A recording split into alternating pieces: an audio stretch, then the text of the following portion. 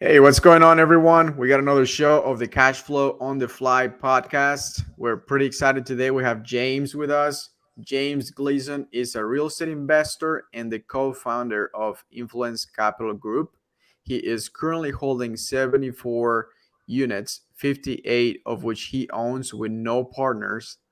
James has over 4 years of experience investing in real estate, and he created a seven-figure net worth by the age of 26 and currently holds over 5.5 million assets under management.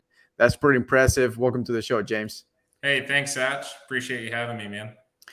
Dude, I love, not many people can say that by the age they turned 26, they had a seven-figure net worth, and much less that they own 58 units with no partners.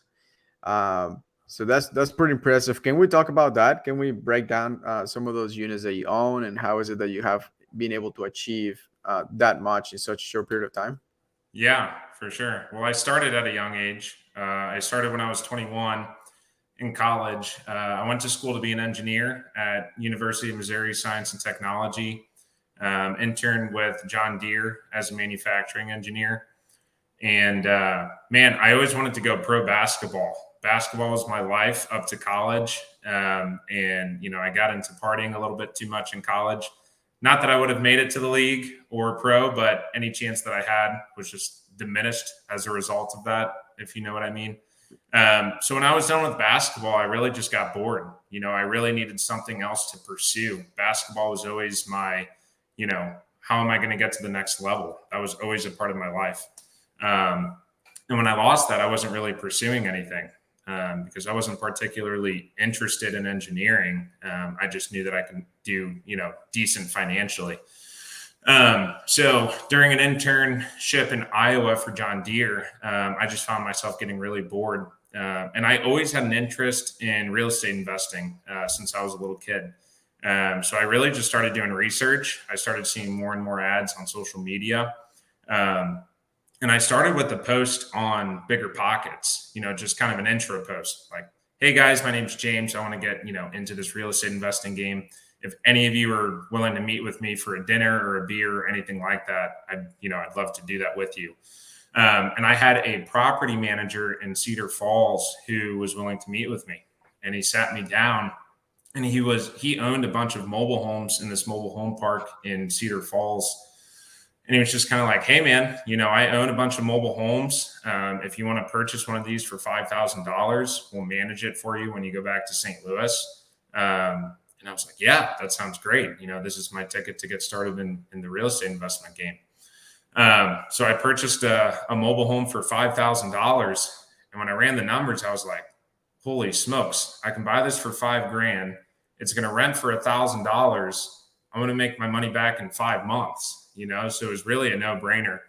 And obviously later on, I found out that's not really how real estate works. But at the time, it was a great investment for me. So that's how I got started. And then fast forward, I purchased my first single family home in January of 2018. And I purchased that with a hard money lender. Really, it's just been finding good deals, finding those deals that have the equity in them the day that you purchase them, adding value by rehabbing it and refinancing it, just doing the BRRRR method. And I did that over and over and over again until I really started seriously scaling. Didn't have any money, didn't have any, credit, any network or anything like that. It was just hard work and finding those good deals that was able to, eventually allow me to scale. Can you break down the BRRRR method for somebody that might not know what it means? Yeah, totally. So it's a term that Bigger Pockets coined. It stands for buy, renovate, refinance, rent. No, excuse me. Buy, rehab, rent, refinance, repeat. And you do that over and over again. And the point is, you find a deal that needs a lot of work done to it that a bank wouldn't lend on. So maybe it's a complete gut rehab. Maybe it just needs a cosmetic update. Well, you find this deal, you find a short-term lender who will give you the money to do it, maybe a 6-month term or a 12-month term. You use their money, you fix up the property, And then once you renovate it, the value's been added to that deal. Maybe you purchased it for $100,000. You put $20,000 into it, and now it's worth $200,000, right? So that equity piece, that extra $80,000, that's really where the value's added and where the money's made if you don't have any initial money to bring into the deal.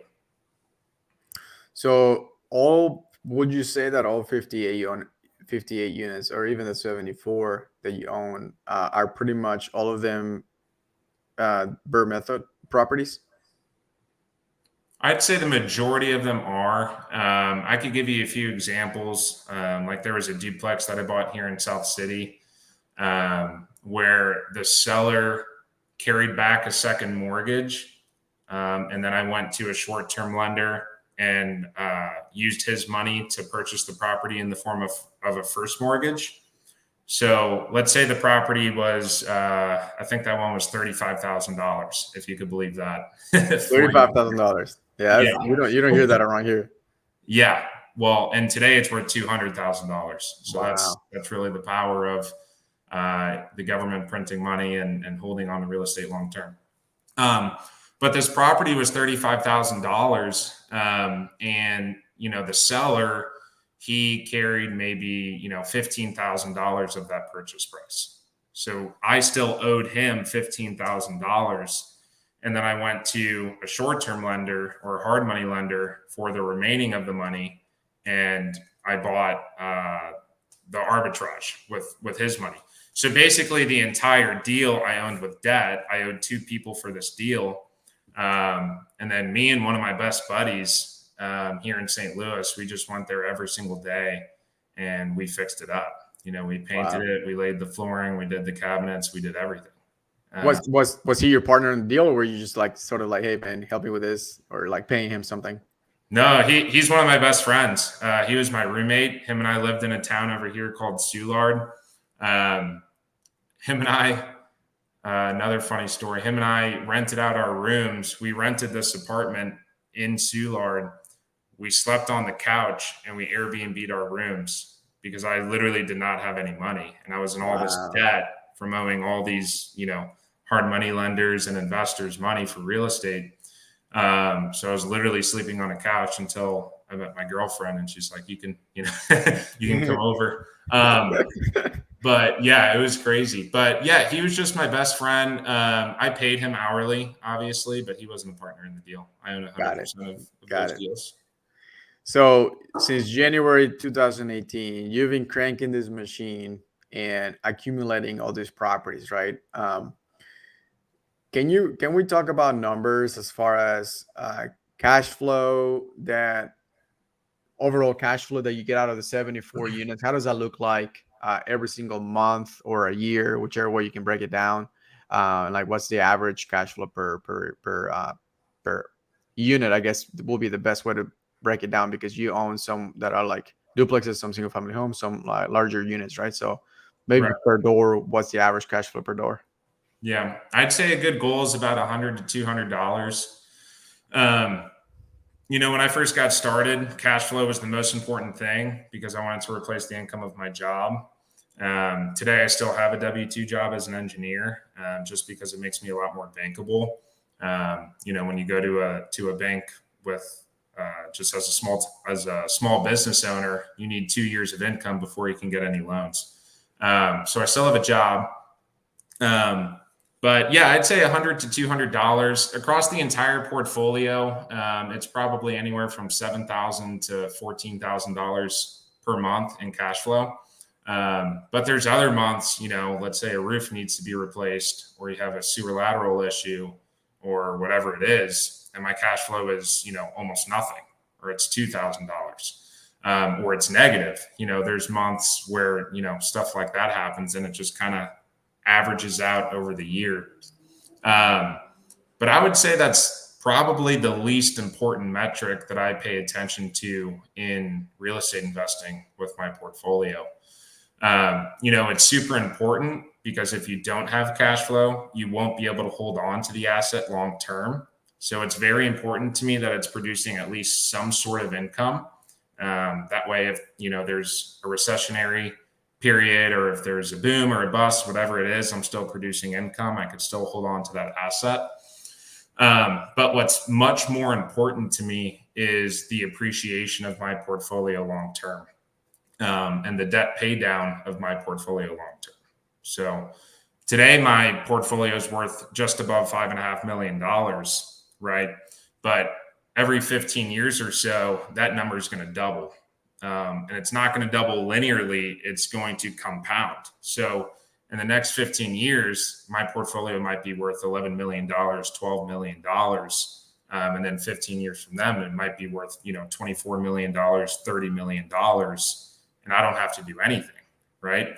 And the power of that is that right now we're in such an inflationary period where the government's just printing trillions and trillions of dollars. And that is causing some serious asset inflation.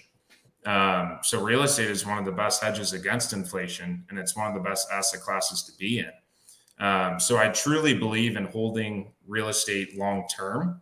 The cash flow will go up as well. It's super nice to have that monthly income, to be able to, provide for myself and the people I care about with that money. But the long-term wealth is really created through the appreciation. Cool. Awesome, man. I love that you touched on that because, and we talked a little bit about this, right? When you read a book about real estate, that's sort of like the expectancy, right? That you're going to make about $200 per cash flow per door. And people tend to start counting their financial freedom number based on the numbers and seeing, okay, how many properties do I need to accumulate of $200 a piece for me to be financially free, right? So like if $5,000 is their magic number, then they do the math on how many they need to accumulate, which will be 25 properties, right? But the reality is, like what you just mentioned, is that some months you have to do repairs to these properties. There's stuff that goes on, the roof goes out in one of them, and your entire cash flow for that month is out the window, right? But the long-term play is where the most of the value is in this portfolio, right? Because it's all the appreciation, like what you just mentioned. And I think it's very important for people to keep that at the forefront of knowing what's the real end goal here, right? Because it's not the $200 per door, is the appreciation that you get over time. And like you're saying, it's compounding and it's doubling every 15 years. How did you come up with the number of the doubling every 15 years? Just through other real estate investors, other economists. Typically real estate will appreciate anywhere from 3 to 5% a year. And we're in such inflationary times. I mean, last year real estate appreciated anywhere from 15 to 20% nationally. And in markets like Florida, real estate went up by 40% in some cities in Florida and in Texas. And it's just ridiculous what real estate has done in some of these places. So, on average, 3 to 5% compounded annually, you're going to get about 15 years. Got it. Yeah, it totally makes sense. Another thing I want to add to what you just said, part of the power of owning real estate long-term is you're not going to pay any taxes. So that's really important. If you're buying real estate or any asset, whatever it is, a car, a stock, and it goes up in value and you sell it, that's a taxable event. You're going to pay either short-term or long-term capital gains on that. With my real estate, I'm never going to pay taxes. As that real estate continues to double in value, as my tenants continue to pay my debt down every single month, I'm not paying taxes on any of that. And if I want to acquire, if I want to get a hold of that equity, 15 years from now, 30 years from now, I can go to the bank, refinance, pull that equity out and purchase another piece of real estate or purchase whatever it is that I want to do. And the government doesn't tax that because that's debt. That's not actually income. I still have to pay the bank back for that. And my tenants will pay the bank back for that. But that's really the name of the game. Rather than selling the property at that time, you refinance, you take out that debt and you purchase more and more real estate. And that's what the ultra wealthy are doing to really amass these incredible portfolios in such a short period of time. They're just not paying taxes. Dude, I love that.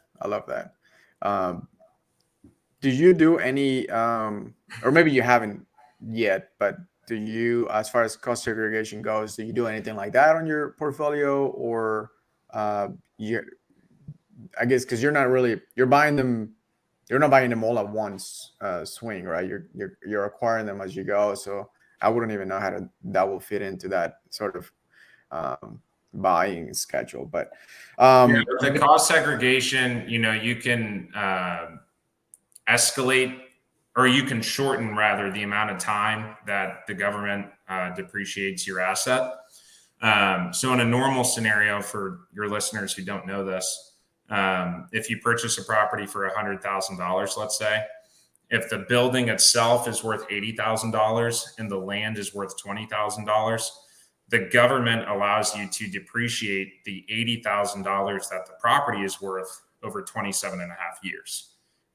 Because even though real estate appreciates in value over time, it's technically, if you think about it logically, it's depreciating. I mean, your paint is cracking, your flooring is buckling up, whatever it is.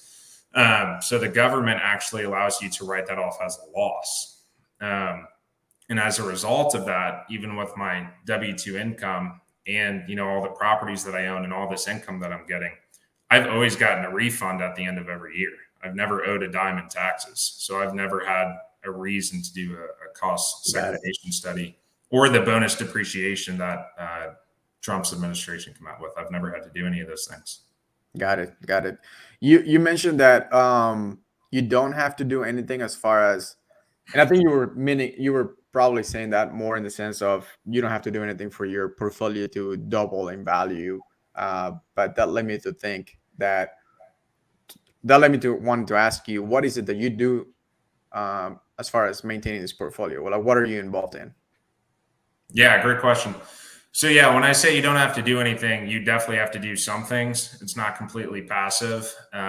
Yeah, I mean that to the extent of, you don't have to actively work for your income anymore. That real estate is going to appreciate over value over a period of time for you. But I'm really the asset manager for my portfolio. So I have third-party property managers who manage the day-to-days, all the tenant complaints, the rent collections, the marketing, maintenance, all those things like that. And I pay them, a fee. They get 10% of the gross rents. They get first month's rent for leasing. But I'm willing to pay that because that allows me to focus my time on growing my portfolio. If I was managing the day-to-day, I wouldn't have been able to grow to 74 units in such a short period of time.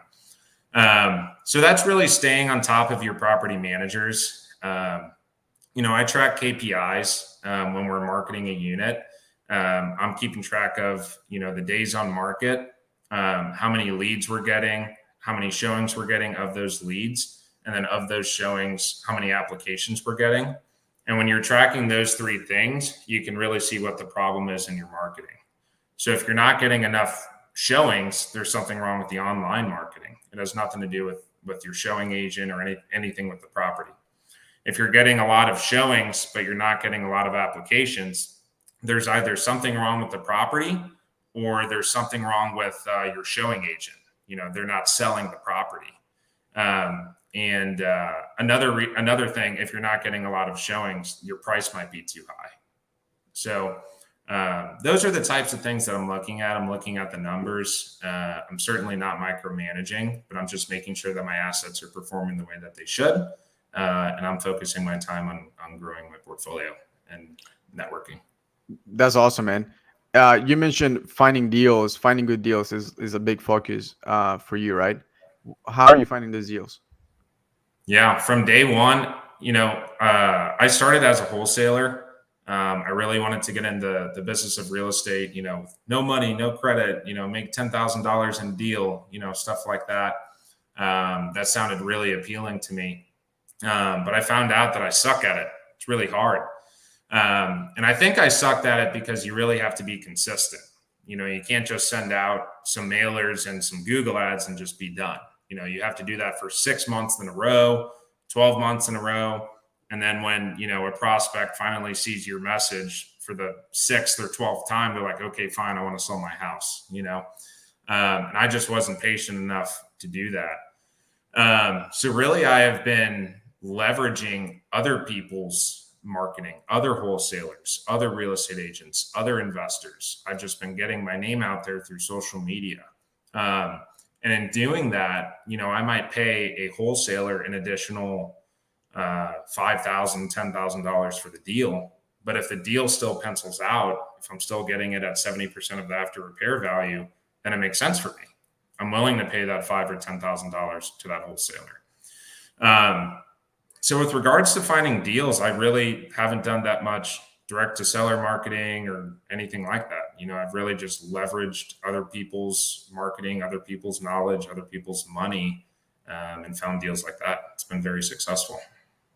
Dude, that's awesome, man. And what you said is very important, right? You're just getting your name out there and telling people what you're doing. A lot of people don't do that, and they don't want to do the active work, and so they say that there's no deals out there. But it's like, dude, you got to do something, right? You either got to go and do all the marketing, or you got to go and leverage other people that are doing the marketing, like you said, and get deals from them, right? So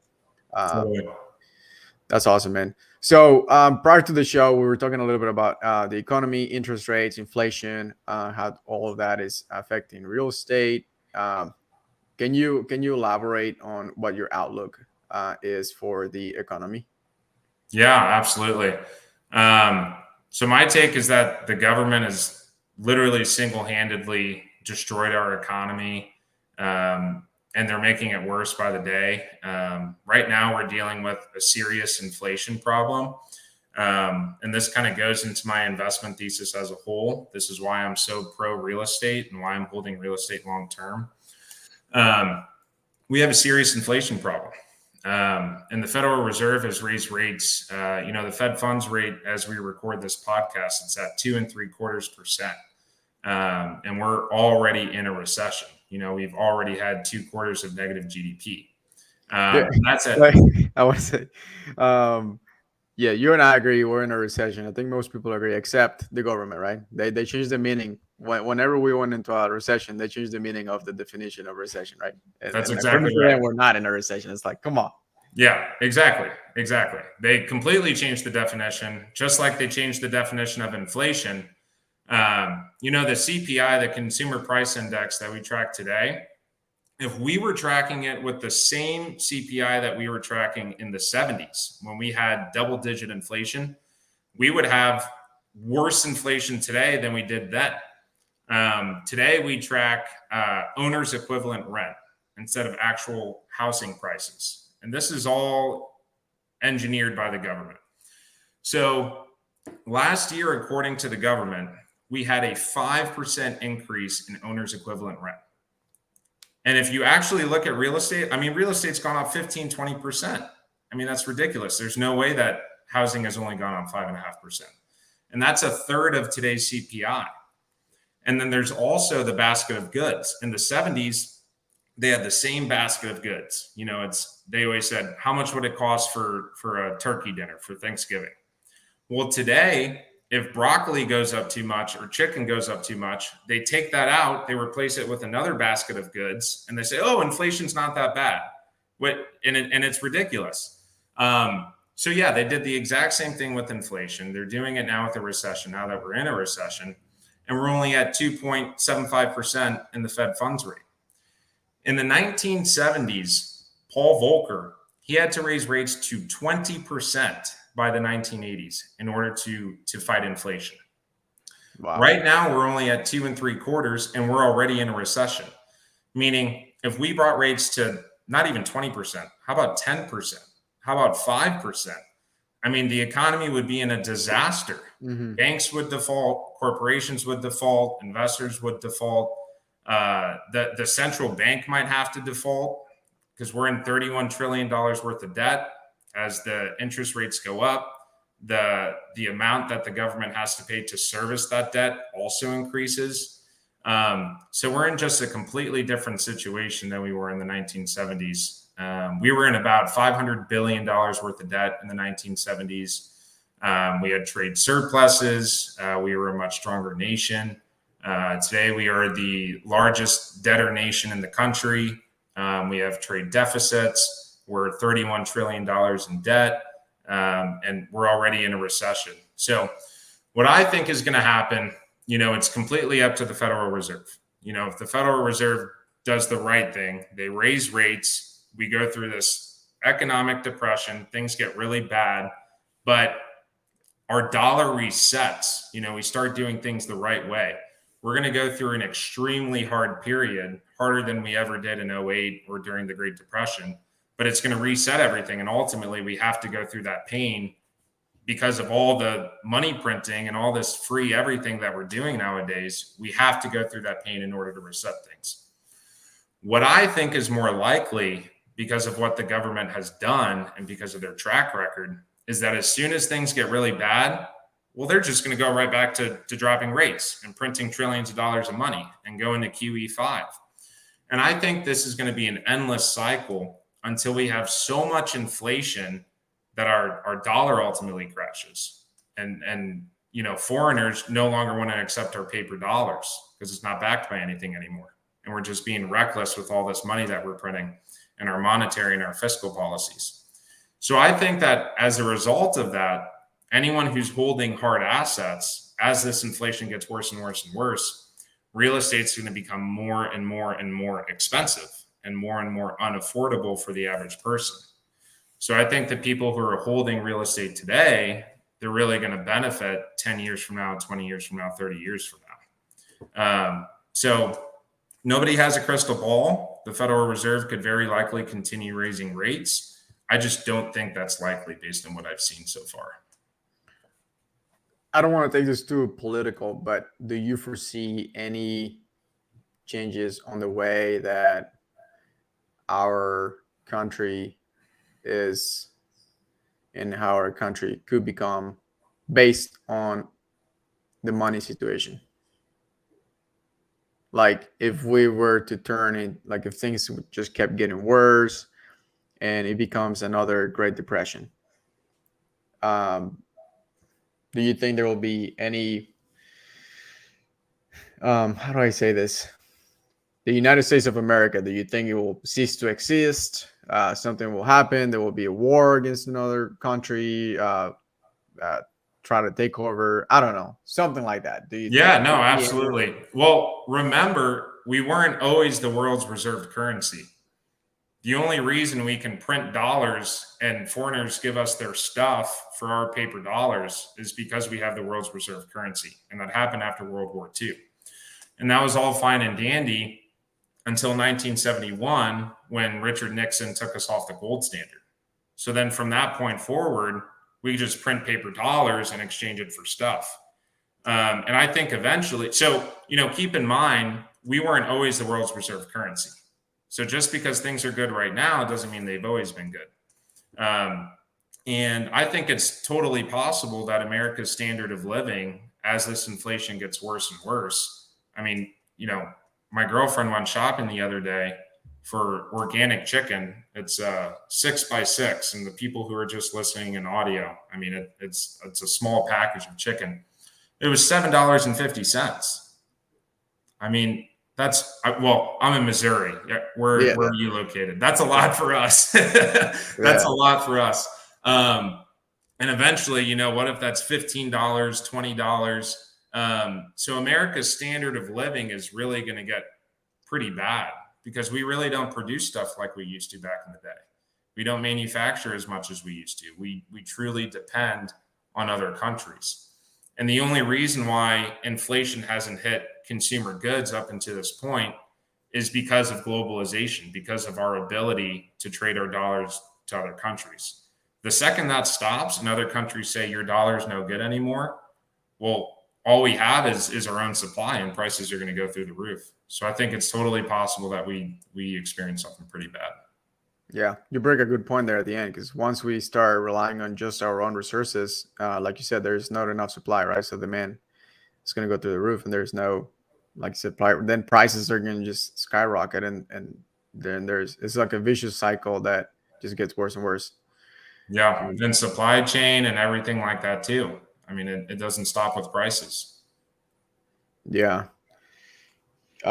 Dude, James, this has been an awesome podcast. We're reaching here towards the end of it. I do want to have you back again because there was more topics that we did not get to cover that I do want to cover with you. But for the meantime, how can people find out more about you? Yeah. So my partner and I, we have a website called realestatecashflowchannel.com. I wrote a book there called Seven Fatal Mistakes Many Real Estate Investors Make. It's a book that goes through all the mistakes that I made in the past 4.5 to 5 years in this business, from underwriting deals the wrong way to managing contractors and things like that. So you could certainly check that out. There's another resource that I wrote called 67 Questions That Passive Investors Should Be Asking. And those are really questions that you should be asking a multifamily sponsor if you're planning on investing in their deal, to make sure that they know the ins and outs of the deals. So you can look at those, or you can follow me on Instagram. My name is James Gleeson 25, with 2 E's. I post a lot about economics and real estate and things like that. Love it, James. Dude, I love having you on the show today. Thanks, Satch. Appreciate it.